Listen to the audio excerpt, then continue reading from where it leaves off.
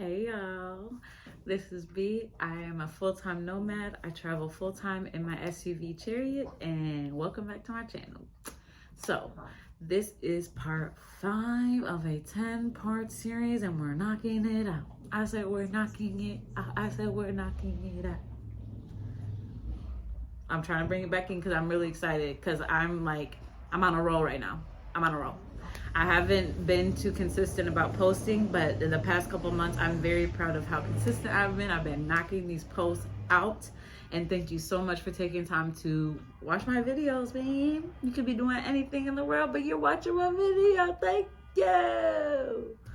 So excuse the honks that, maybe come in. I still have the door open because it's not too bad. It's not too cold or too dark out yet, so I'm gonna keep it open, so we have to bring it all in.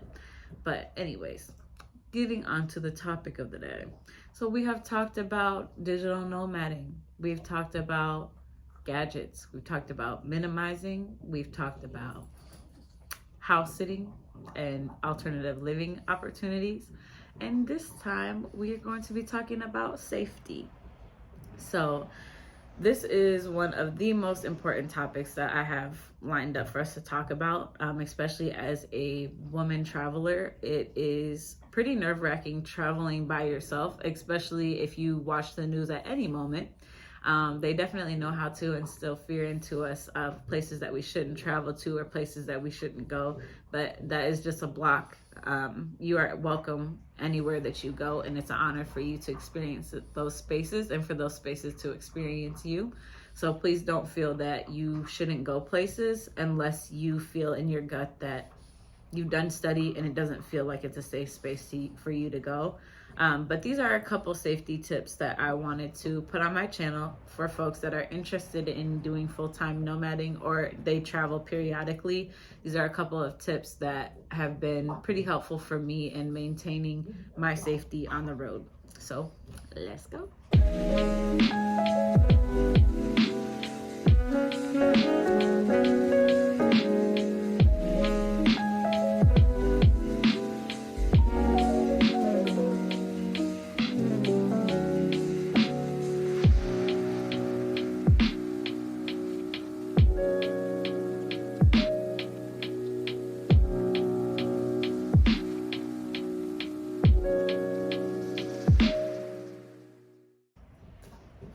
So the first thing that I want to talk about when it comes to safety is your posting and your content. So if you are creating content or you're posting on Instagram about places that you're traveling to, what I like to do is do things 1 month out. So I'm either 2 to 4 weeks away from wherever I was when I was doing that content or making that product. I like to do that because you never know who's watching your stuff. You never know what's going on. Oh, okay, so there's bees again. Told y'all they would be back and loving it. It's an old treat, but for some reason it's spicy right now. Okay. So when it comes to posting, it's really important for me that I post, I prep things out a month ahead. One, so that way I'm not stressing, I need to get the post out. I need to get the post in every single week. I just get my stuff auto posted.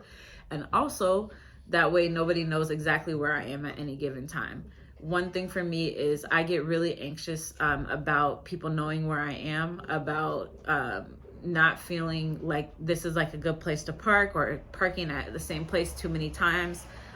That is something that always goes on my radar, especially when I'm stealth parking. If I'm off grid or I'm in the desert somewhere, it's a pleasure for me to go visit the same place twice. It's honestly like the best thing ever because I'm like, oh my gosh, yay, I actually know where I'm going.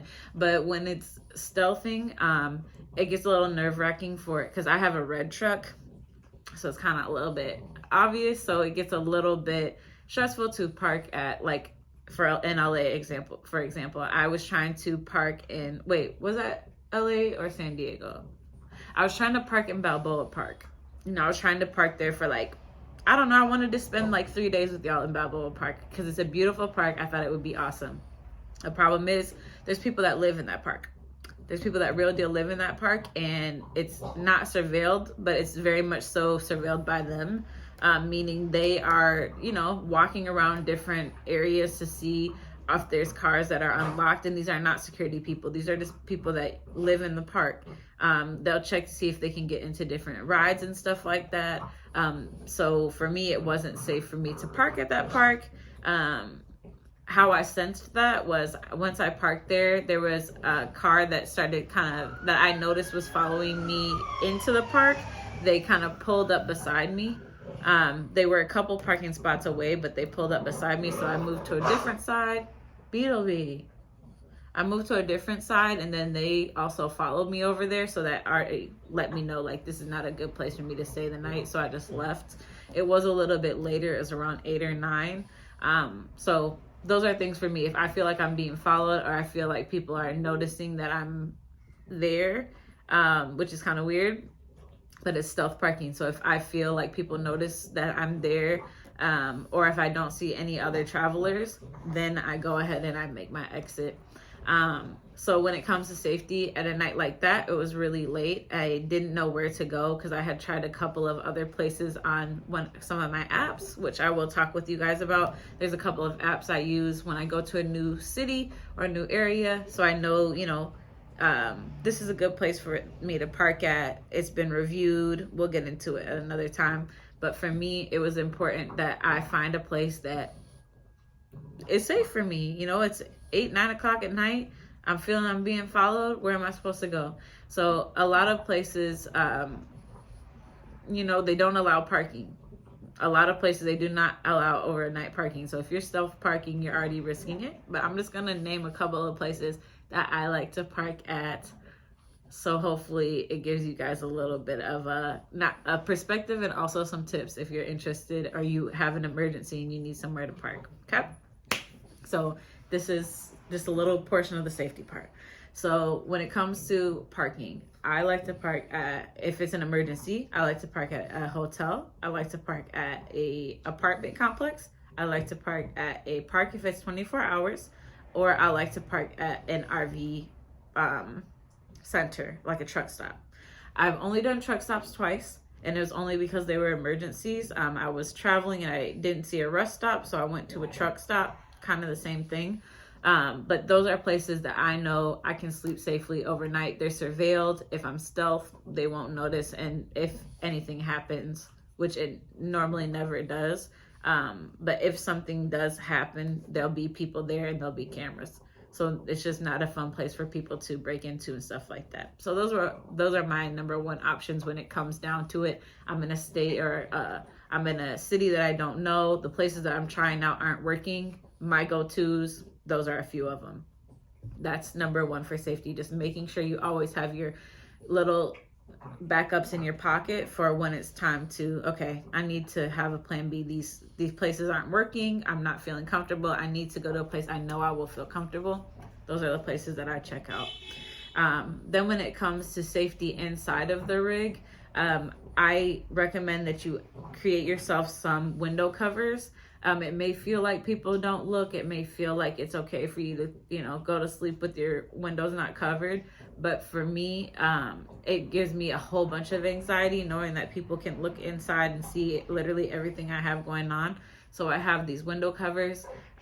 There is this place called Heat Shield. They have sun covers that you can flip. One side is gold for the sun side when it's too hot and you want to insulate, and they work really well. And they're also custom cut to your car windows, so that's really nice. They have a whole bunch of different type of cars, so I was able to get some custom front and back ones. But then I also had made my own, so all the ones in the middle of my car, I've made all of those. So the two front and back ones are the heat shield ones that I can turn. If it's too hot, I turn them to the sun side. If I'm stealth parking, I turn it to the black side and no one can really see. And then on the inside of the truck, I have my homemade ones. So how I made those was I used some Reflectix foam insulation, and then I got some vinyl fabric that's black, and I cut them to the right size. I glued them together, and then I duct taped them with black duct tape around the outside to give that a nice seam. And I overdid the duct tape so that way it's giving us kind of like a airtight vapor barrier. So I did have it kind of like trimmed out with the duct tape, like 1 inch or 2. So it did give me some space to kind of tuck the window cover into the window a little bit. So I really do love my covers. I flop them around depending on if I'm stealth or not. If I'm stealth, I put them on the black side, and if I'm not stealth, then I'll put them on the bubble pop side, because it's nice to, when it's all black and it just like looks really nice. So if you want to, you can do both sides, and you can do vinyl on both sides of it and just have the insulation on the inside, and then it'll look pretty on both sides for you. So I just fold those up, and I use those every single night. I use those all the time. Sometimes I even use them during the day. If I'm spending a day at the park and I'm inside the rig at the park, I'm there all day and I'm going to be doing work and cooking and cleaning and stuff like that, I may put the covers on the side that's facing other people and leave it open on the nature side. I tend to do that. So it's really nice to have that coverage when you need it. So that, safety wise, I would highly recommend you getting or making yourself some window covers for all of your windows. It just makes a world of a difference, trust me. So those are the 2 things that are really, really important. Having that plan B parking space, having those window covers, and then the 3rd thing is having some type of on-site protection.